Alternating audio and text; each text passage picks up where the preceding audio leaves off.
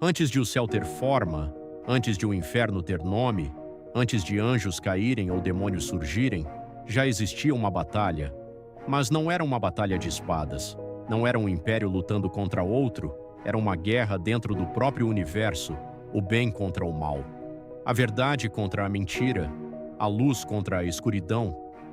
Muitas pessoas acreditam que essas ideias pertencem ao cristianismo, ao judaísmo ou ao islamismo, mas a verdade é que não.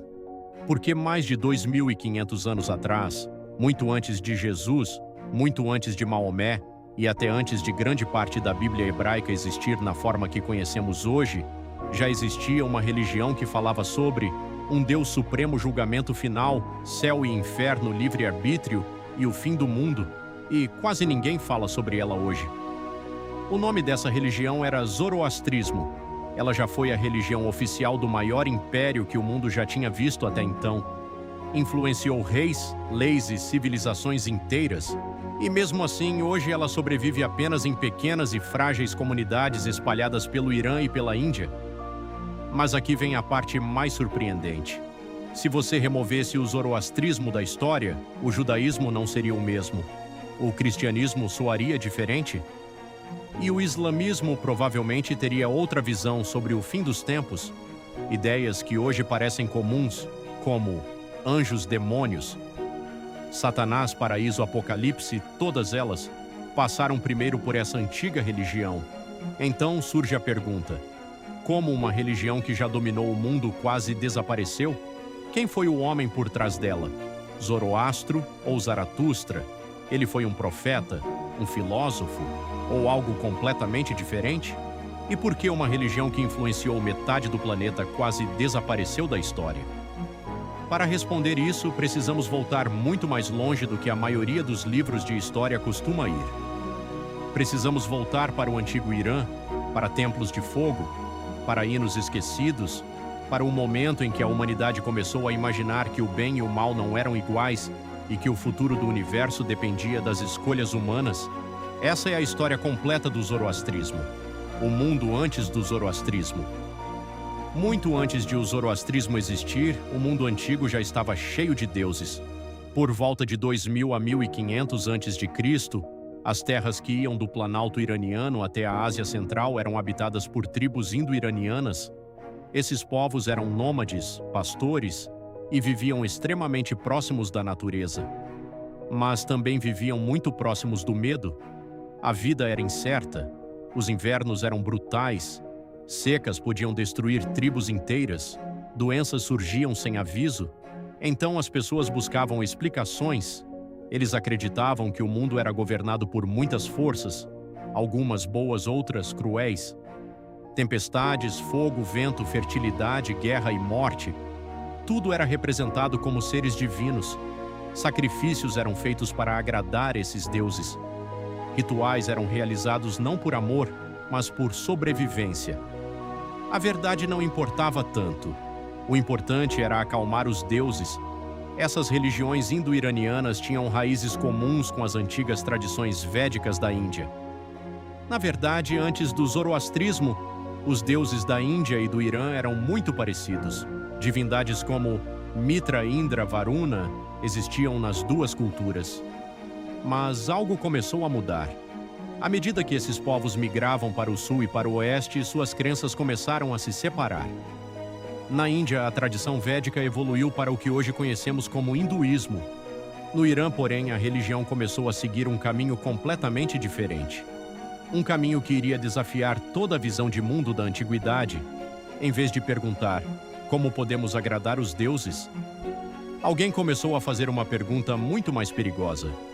E se os próprios deuses estiverem errados? O surgimento de Zoroastro. No final do segundo milênio antes de Cristo, a sociedade iraniana enfrentava uma crise moral. Guerras tribais eram constantes, ataques, roubos de gado e vinganças sangrentas eram comuns e até glorificados. A elite guerreira dominava a sociedade.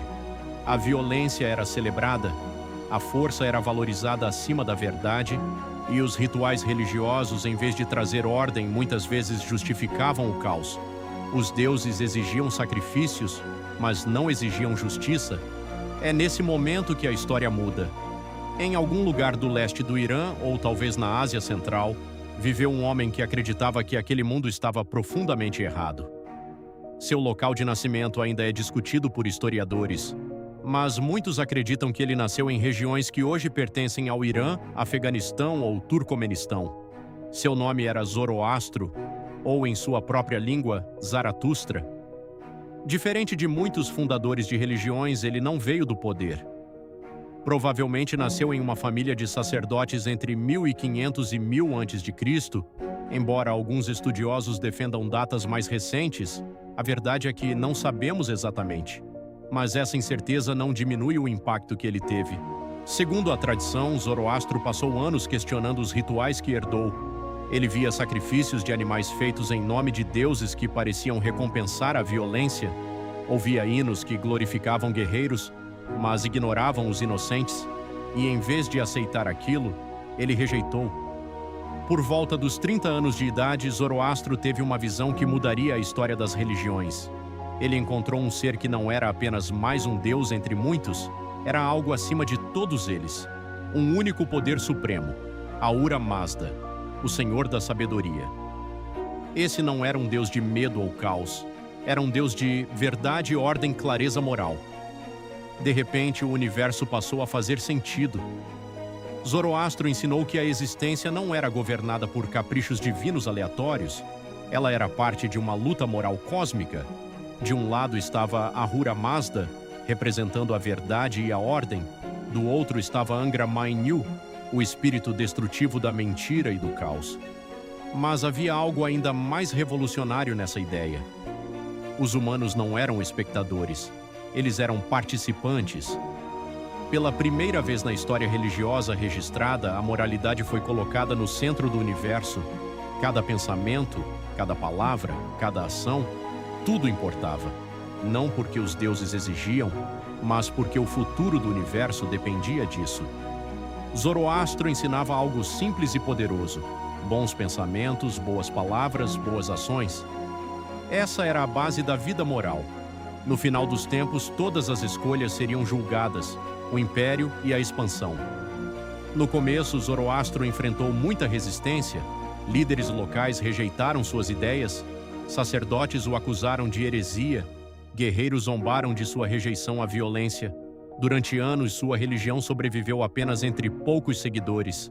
Ela poderia ter desaparecido ali mesmo, mas a história tinha outros planos, porque o zoroastrismo estava prestes a encontrar algo extremamente poderoso, um rei disposto a ouvir. Segundo a tradição, Zoroastro conquistou o apoio de um governante chamado Vistaspa. A partir daí, suas ideias começaram a se espalhar. Séculos depois, surgiria um império que mudaria o mundo. Em 550 a.C., um rei persa chamado Ciro, o Grande, conquistou vastos territórios. Mas ele fez algo incomum para um conquistador antigo. Em vez de governar pelo terror, governou pela legitimidade. Ele respeitou religiões locais, reconstruiu templos, libertou povos conquistados. O exemplo mais famoso aconteceu quando ele conquistou Babilônia em 539 a.C. e permitiu que os judeus exilados voltassem para Jerusalém. Muitos historiadores acreditam que essa atitude foi influenciada pela ética zoroastriana. Ciro não se declarava um deus. Ele dizia governar como servo da ordem divina. Esse pensamento transformou o zoroastrismo no fundamento moral do Império Persa, ideias que mudaram o mundo. O zoroastrismo introduziu ideias que mais tarde apareceriam em várias religiões: julgamento após a morte, céu e inferno, ressurreição dos mortos, um salvador futuro, o fim do mundo, uma batalha final entre bem e mal. Segundo a religião, após morrer, a alma atravessaria a ponte Shinvat.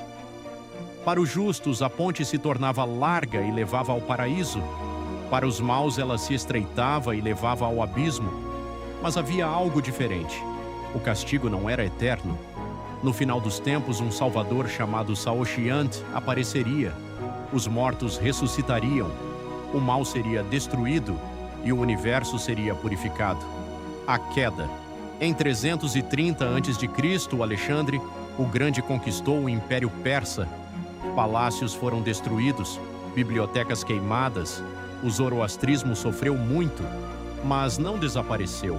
Ele continuou existindo e voltou a crescer durante o Império Sassânida entre 224 e 651 d.C. Durante esse período, tornou-se a religião oficial do Estado. Mas então veio outro grande choque histórico. Entre 633 e 651 d.C., exércitos muçulmanos conquistaram a Pérsia. O islamismo se tornou dominante. Muitos zoroastrianos se converteram, outros fugiram para a Índia, onde ficaram conhecidos como Parsis. Eles preservaram a religião por séculos. Hoje, o zoroastrismo é uma das menores religiões do mundo.